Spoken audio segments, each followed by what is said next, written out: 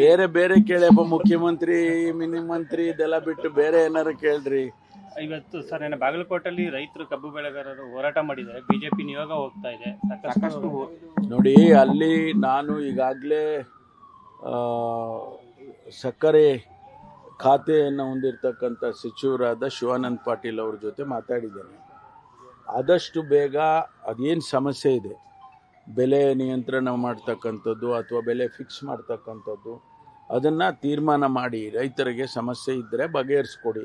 ಇಲ್ಲದೇ ಇದ್ದರೆ ನಮಗೆ ಪೊಲೀಸಿಗೆ ಭಾಳ ಕಷ್ಟ ಆಗ್ತದೆ ನಿಯಂತ್ರಣ ಮಾಡೋದಕ್ಕೆ ಅಂತೇಳಿ ನಿನ್ನೆ ಕೂಡ ನಾನು ಶಿವಾನಂದ ಪಾಟೀಲ್ ಅವರ ಜೊತೆ ಮಾತಾಡಿದ್ದೇನೆ.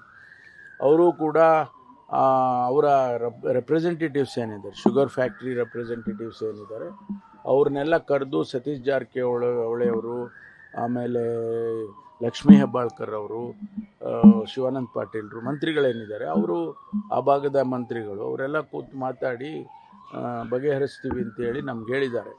ನಿನ್ನೆ ಇದ್ದಕ್ಕಿದ್ದಾಗೆ ಒಬ್ಬರು ರೈತರು ವಿಷ ಕುಡಿದ್ಬಿಟ್ಟಿದ್ರು.